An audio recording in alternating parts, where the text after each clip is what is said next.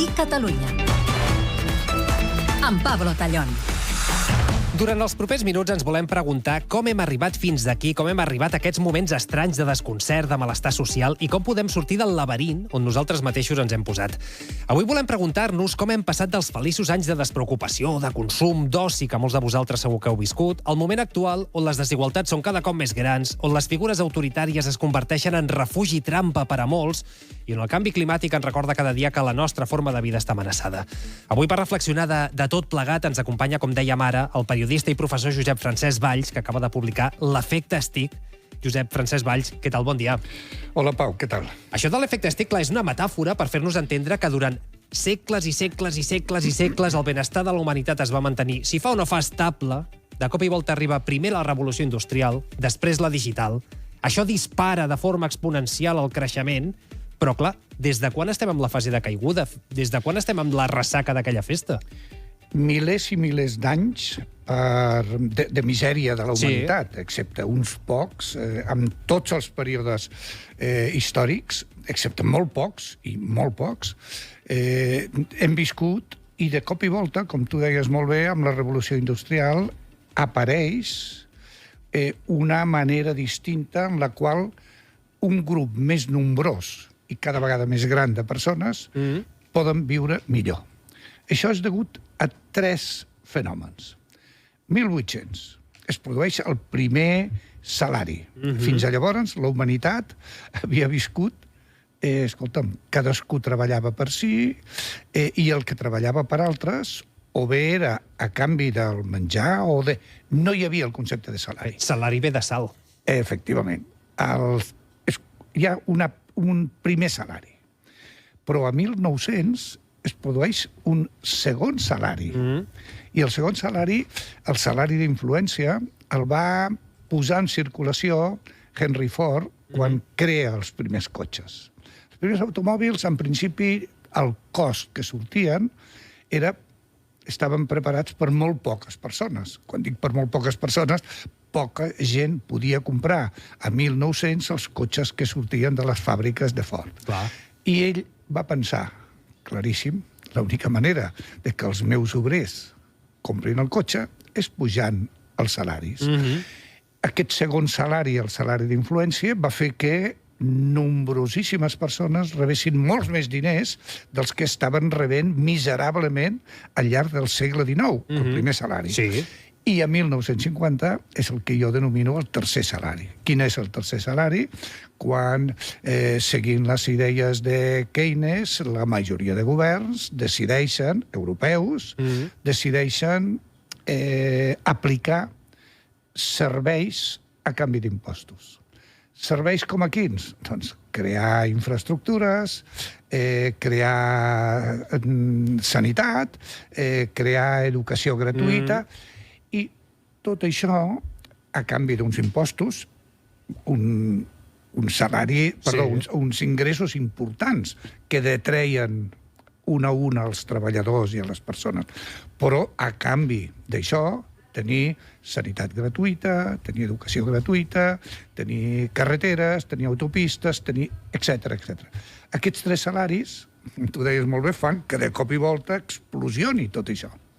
I el relat acaba quan l'equilibri damunt del qual aquests tres salaris feien fortes a les classes mitjanes, les empoderaven, guanyaven no només poder, sinó influència social, és just en el moment en què comencen a trencar-se alguns dels aspectes bàsics. Per exemple, els ingressos pujaven per sota de la inflació. I això que comencem a veure a 1980-90 es precipita, i no parlem de quan es produeix la crisi del 2008. I tant. I no parlem de quan es provoca la pandèmia. És a dir, es comença a erosionar un dels aspectes fonamentals que tenia l'estat del benestar, tenir uns ingressos que anaven creixent al mateix ritme dels preus. I per un altre aspecte, a partir de 1980-2000, l'era tecnològica genera un desencís amb una part importantíssima de la humanitat que no és capaç de retrapar, de posar-se al dia. Aquests dos fenòmens no han fet res més que el volum de classes mitjanes que als 80, als 90 Europa havia aconseguit significar entorn d'un 60-80% en molts països. Comencen les classes mitjanes més altes, comencen a ser cada cop més reduïdes i cada cop baixen cap a les classes mitjanes. Però de les classes mitjanes se'n van moltes cap a les classes mitjanes baixes. I de les classes mitjanes baixes, botiguers incluïts, professionals liberals incluïts, ingressen o a la zona de pobresa, per sota dels llindars de la supervivència econòmica, o malvivint amb els salaris mileuristes. Aquesta és la història, aquest és el relat d'un ascens, d'un naixement, ascens i caiguda de les classes mitjanes que he volgut explicar en aquest llibre, L'efecte Stick. Que és curiós, perquè la riquesa hi és, el que passa que concentrada en poquíssimes mans, els supermegamilionaris, que cada cop ho són més, mentre les desigualtats a les capes mitjanes, baixes, es va fer més accentuada. Aquí han fallat els governs, suposo. Aviam, creix el PIB, escolta'm, i més, per exemple, parlant del turisme. És que el PIB turístic a Catalunya... Rècord de viatgers. Exacte.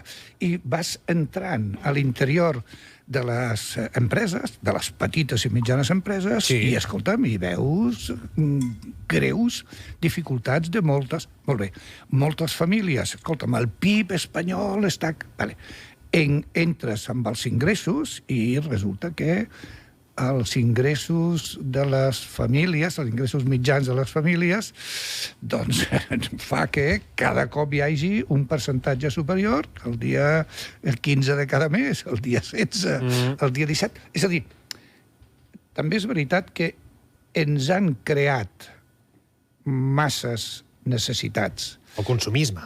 Estem vivint amb un hiperconsumisme perquè hi ha també una superproducció.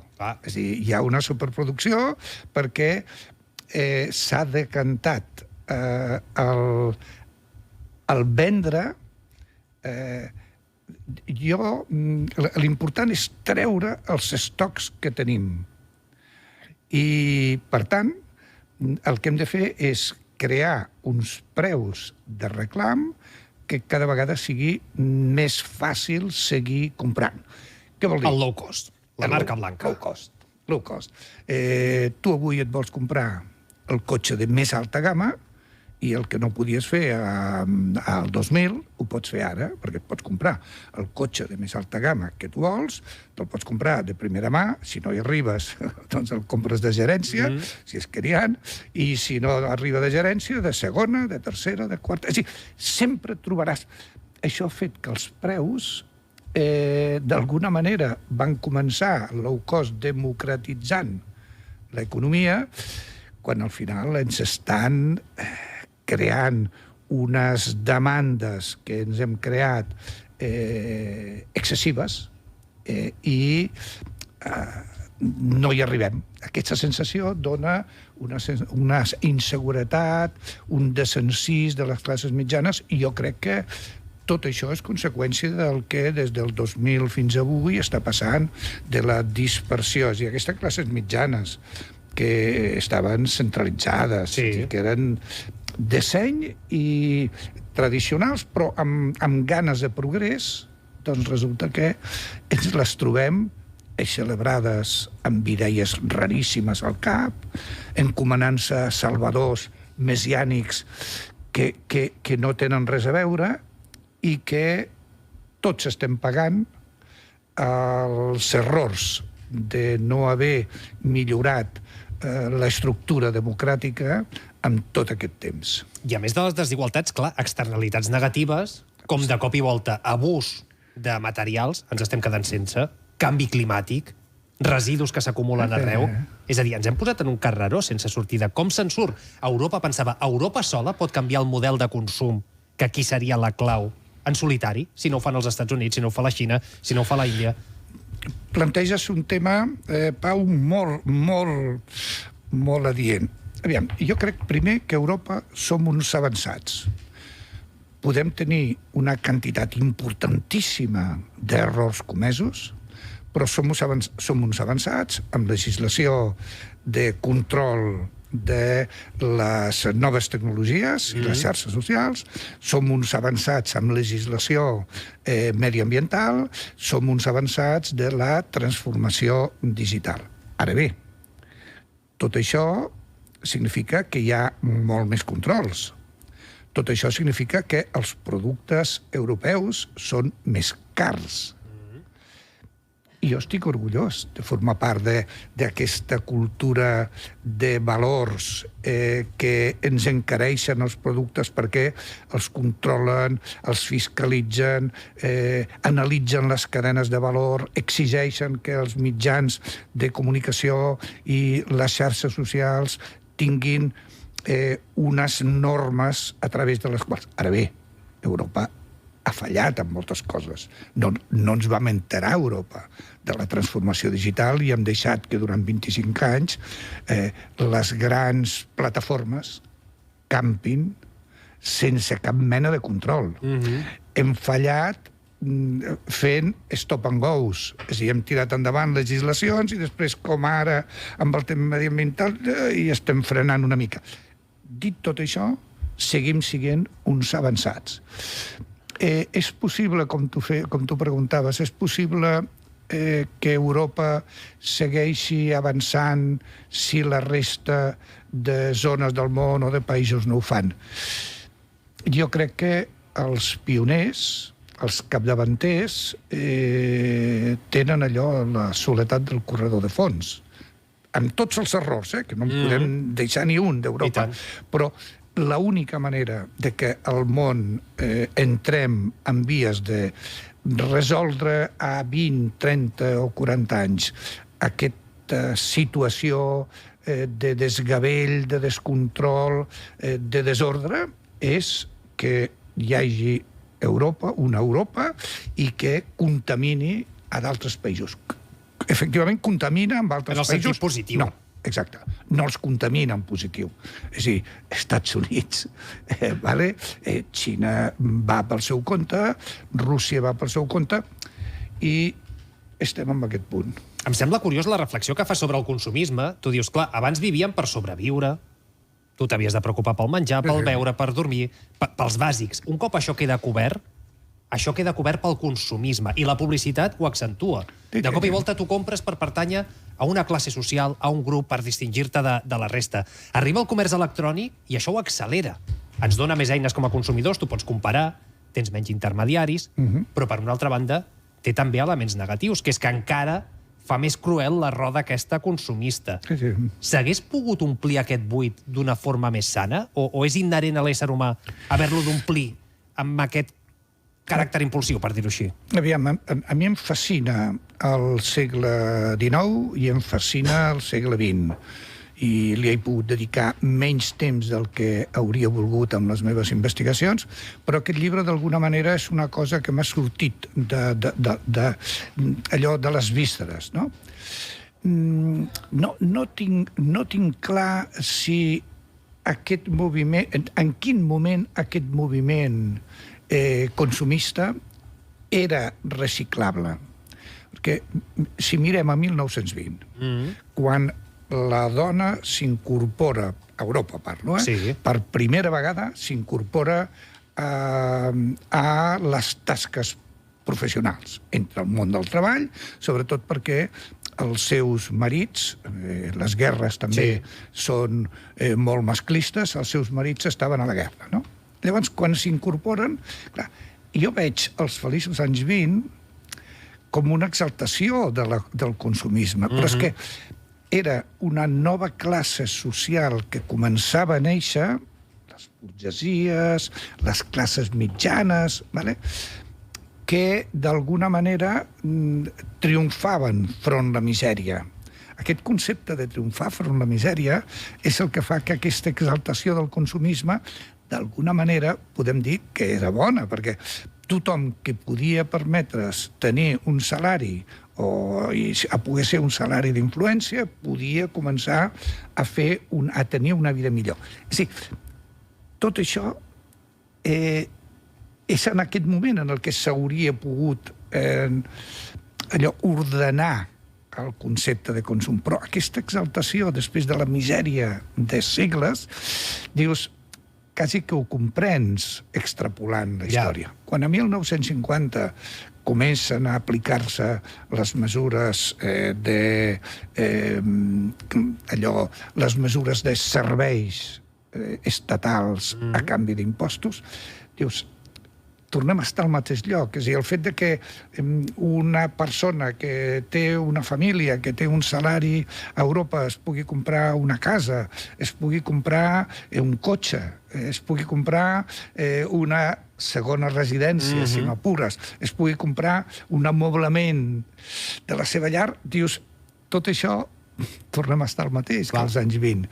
Dius, a on probablement quan als anys 80, 1980, comencem a donar-nos compte, 90, que el sobreconsum està creant uns efectes, està generant uns efectes molt negatius pel planeta, és el moment en el que s'hauria pogut implantar mesures molt més dràstiques.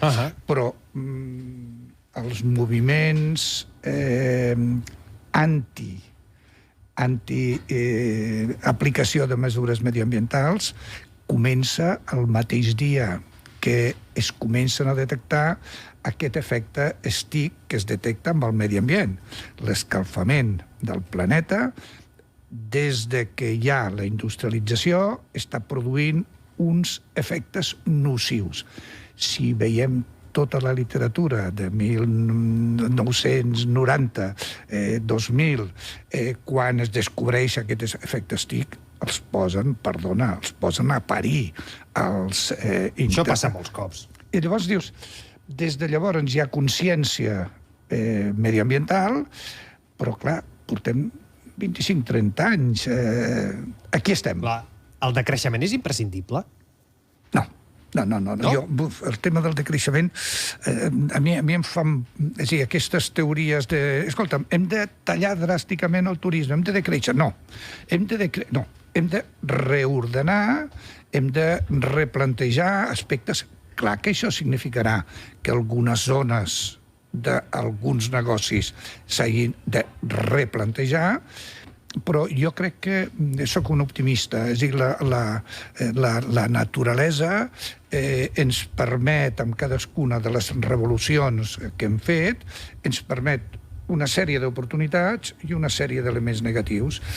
En la mesura en què hi hagi un equilibri, jo crec que estem en la bona línia. I crec que estem en la bona línia. Abans jo pensava que d'aquí fins al 2030 aquesta dècada seria la de la reordenació d'alguns grans paràmetres socials. Jo crec que si no és el 30 haurà de ser el 40 i si no haurà de ser el 50. Però crec que aquestes oportunitats que es generen poden contrarrestar aquests elements negatius que tota revolució tecnològica presenta. Doncs si voleu seguir aprofundint-hi, si voleu saber d'on venim, cap a on anem, com ha passat el que ha passat, l'efecte STIC, nacimiento, ascenso i caída de les classes medias de Josep Francesc Valls. Mil gràcies per ser aquí a Catalunya. Gràcies, Pau. I ens retrobem aviat. Ara